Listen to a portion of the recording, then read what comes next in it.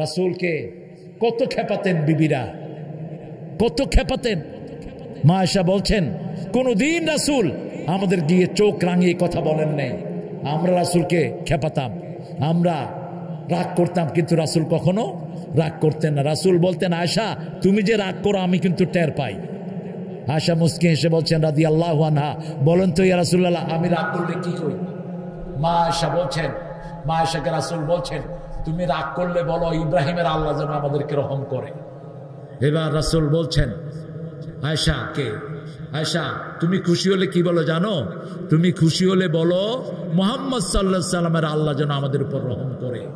তখন আমি বুঝি তুমি আমার উপর খুশি আছো। কি সুন্দর রাগের কথা। আল্লাহ যেন আমাদেরকে এই সূরার উপর আমল করার তৌফিক দান করেন। হাসলে তুমি কাঁদিয়ে ধরনি, হেরে গেছি আমরা তুমি তো হারনি, তোমার প্রয়োজন যে প্রিয় রাহবার, বুকে ব্যথা জমে জমে বেদনার পাহাড়। আল্লামা সাইদি, ঠিক না ঠিক? আল্লাহ তাকে মাফ করে দিক। হাডুডিও খোকে কেমনে রাস্তা এত সুন্দর হইল কেমনে? দেখবেন নিজে না খাওয়ায় কি করবে? আপনারে খাওয়ায় দেবে। খবরও তো নেয় না, নিজে মুরগির রান খায়, ও খাইলো কি খাইলো না খবর নাই রাসূল সাল্লাল্লাহু আলাইহি সাল্লামের ব্যাপারে। এই জন্যই আল্লাহ বলছেন মা আতাকুমুর রাসূলু ফাখুযুহু ওয়া মা নাহাকুম আনহু ফান্তাহু, যা কিছু আমার রাসূল দিয়েছেন সব তোমরা ধরো। সকাল থেকে রাত পর্যন্ত দাওয়াতের কাজ করতেন, রাহমাতাল লিল আলামিন দায়ী হিসাবে কাজ করতেন। একজন লোক এসে রাসূলকে খেজুর দিয়ে বললেন হুজুর এগুলো সদকা দিলাম। রাসূল বলছেন নবীদের জন্য সদকা খাওয়া জায়েজ, গরিবদেরকে দাও। কিছুদিন পরে ওই সাহাবী আবার এসে বলছেন এগুলো হাদিয়া দিলাম। রাসূল বললেন তুমি আমাকে পরীক্ষা করছো আমি সত্য নবী নাকি? মানুষটা কেঁদে দিলেন আর বললেন ইয়া রাসূলুল্লাহ আপনাকে পাওয়ার জন্য মা ছেড়েছি, বাবা ছেড়েছি, শত কোটি টাকার সম্পদ ছেড়েছি। আমি ইরানের একটা গির্জার ভিতরে আমি ধর্মীয় উপাসক ছিলাম। আমি বাইবেল পড়ে শুনলাম, তাওরাত পড়ে দেখলাম আপনি আসবেন মক্কায়, আমি মক্কায় আসলাম, আপনি চলে আসলেন মদিনায়, আমি চলে আসলাম মদিনায়। রাসূল বললেন তুমি আর কি হলে ইসলাম গ্রহণ করবে? সাহাবী বললেন আপনার পিছনে একটা মোহরে নবুয়ত আছে, আমি একটা দেখতে চাই। রাসূল উদলা করে দিলেন, সাহাবী চুমু খেয়ে পড়লেন লা ইলাহা ইল্লাল্লাহু মুহাম্মাদুর রাসূলুল্লাহ সাল্লাল্লাহু। এইবার ওই সাহাবীর নাম হলো সালমান ফারসি। রাসূল সাল্লাল্লাহু আলাইহি সাল্লাম তাকে বললেন তুমি কার গোলাম? ইহুদির। বলো তাকে কি হলে তোমাকে নাজাত দিবে, মুক্তি দিবে। ইহুদিরা দুনিয়া দেখে, মুসলমান দেখে আখিরাত। ইহুদি বলল 100 খেজুর গাছ রোপণ করবা, যেই দিন খেজুর ধরবে সেই দিন তুমি মুক্ত। রাসূল বললেন তাকে 100 খেজুর গাছ কিনতে বলো, আমি নিজে খেজুর লাগায় আসবো। সুবহানাল্লাহ নাই? আপনারা যে কত কাহিল হয়েছেন। ও 12টা বাজছে তো আমার। হ্যাঁ কোনটা বলবো বলে দিবা। সঙ্গীত শোনার জন্য বসে আছে। একদিন সঙ্গীতরা আসর করো। কিছু হুজুর আছে আন্দাজে গান গায়, কেউ শুনতে চায়নি। আরেকটা গামু, আরে তোরটা শুনতে চাইছে কেউ? তুই তাফসিরে না করবি, তুই কি সঙ্গীত গাছ? আমরা গাবো ইনশাআল্লাহ।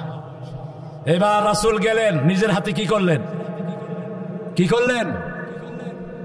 90টা নিজে লাগালেন, 10টা লাগালেন ওমর রাদিয়াল্লাহু আনহু। পানি ঢেলে বলেন আল্লাহ 1 সপ্তাহের ভিতরে খেজুর দাও। 90টাতে খেজুর ধরলো, 10টায় ধরলো না। রাসূল বললেন ধরলো না কেন? ওমর কয় এটা আমি লাগাইছি। এবার ওখানে রাসূল পানি দিলেন, গাছে হাত দিলেন, খেজুরে দিলেন কে? হাত যেখানেই পড়তো, পুরুষ ছাগলের নিচে হাত দিয়েছেন, বাট বেরিয়ে গেছে। ইবনে মাসউদের বর্ণনা।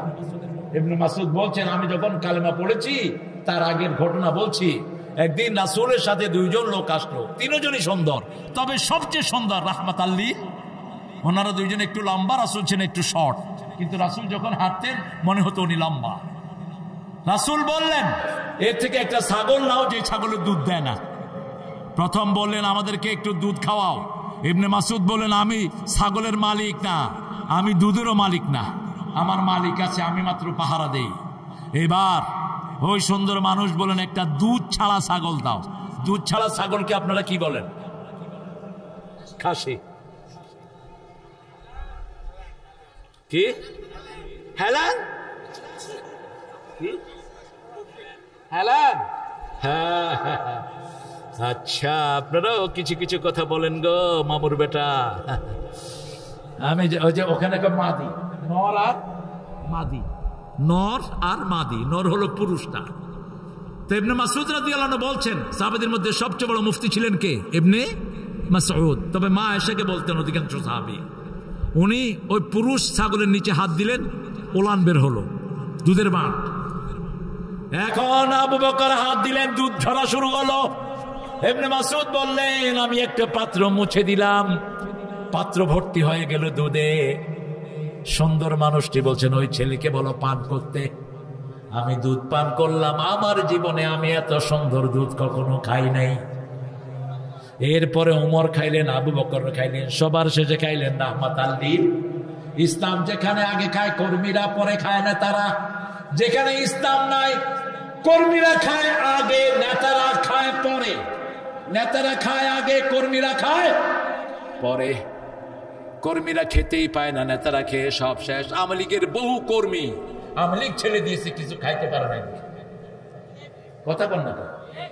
বৈষম্য বিরোধী আন্দোলনে আওয়ামী লীগের লোকেরা ছিল কিনা? অনেক ছিল, যারা সুবিধা পায়নি, যারা সুবিধা পায়নি। রাসূল সাল্লাল্লাহু আলাইহি ওয়াসাল্লাম যেভাবে দাওয়াত দিতেন আমরা সেইভাবে দেব। আল্লাহ তৌফিক দান করুন। প্রতিদিন 10 জনের কাছে পৌঁছাবো লা ইলাহা ইল্লাল্লাহু মুহাম্মাদুর রাসূলুল্লাহ। 10 জন ভাইকে নামাজের দাওয়াত দেব। আপনার মোটিভটা থাকবে সবসময় দাওয়াতের। যে কোনো দলের লোক যাক, হিন্দু যাক, বৌদ্ধ যাক, আপনি তাকে শোনা লা ইলাহা ইল্লাল্লাহু মুহাম্মাদুর। উদউ ইলা সাবিলি রাব্বিকা বিল হিকমাতি ওয়াল মাউইযাতি হাসানাহ ওয়াজাদিলহুম বিল্লাতী হিয়া আহসান। উত্তম পন্থায় কারো সাথে তর্কের জবাব দিন, উত্তর পন্থায়। টকশোতে কিছু বেয়াদব আছে, খালেদ মাহমুদ চূড়ান্ত বেয়াদব, চূড়ান্ত ইসলাম বিরোধী, এতে টকশোতে যাবেন না। ডক্টর মাসুদ তুমি এক জায়গায় গিয়েছো, এটা আমি পছন্দ করলাম না, যাবা না। মেয়েদের টকশোতে যাবা না। আমাকে বহু টকশোতে ডাকা হয়েছে, পুরুষ আসবার, বেয়াদব আসবা না। ব্যক্তিত্ব নিয়ে থাকবা, যা খুশি টকশোতে বলবে, আর তুমি হ হ করবা। যাও কেন? যেখানে ইসলাম টিকবে না সেখানে যাওয়া যায় নাই।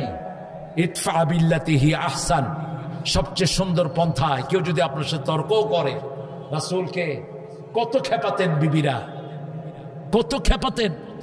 মা আয়েশা বলছেন কোনদিন রাসূল আমাদের গিয়ে চোখ রাঙিয়ে কথা বলেন নাই। আমরা রাসূলকে খেপাতাম, আমরা রাগ করতাম, কিন্তু রাসূল কখনো রাগ করতেন না। রাসূল বলতেন আয়েশা তুমি যে রাগ করো আমি কিন্তু টের পাই। আয়েশা মুস্কি হেসে বলছেন রাদিয়াল্লাহু আনহা, বলেন তো ইয়া রাসূলুল্লাহ আমি রাগ করলে কি করি? মা আয়েশা বলছেন, মা আয়েশাকে রাসূল বলছেন তুমি রাগ করলে বলো ইব্রাহিমের আল্লাহ যেন আমাদেরকে রহম করে। এবার রাসূল বলছেন আয়েশা কে? আয়েশা তুমি খুশি হলে কি বলো জানো? তুমি খুশি হলে বলো মুহাম্মদ সাল্লাল্লাহু আলাইহি সাল্লামের আল্লাহ যেন আমাদের উপর রহম করে। তখন আমি বুঝি তুমি আমার উপর খুশি আছো। কি সুন্দর রাগের কথা। আল্লাহ যেন আমাদেরকে এই সূরার উপর আমল করার তৌফিক দান করেন। হাসলে তুমি কাঁদিয়ে ধরনি, হেরে গেছি আমরা তুমি তো হারনি। তোমার প্রয়োজন আজে প্রিয় রাহবার, বুকে ব্যথা জমে জমে বেদনার পাহাড়। আল্লামা সাইদি, ঠিক না ঠিক? আল্লাহ তাকে মাফ করে দিক। আমাদেরকে সেরকম দায়ী আল্লাহ উপহার দান করেন। পড়েন সুবহানাকা আল্লাহুম্মা ওয়া বিহামদিক আশহাদু আন লা ইলাহা ইল্লা আনতা আস্তাগফিরুকা ওয়া আতুবু ইলাইক।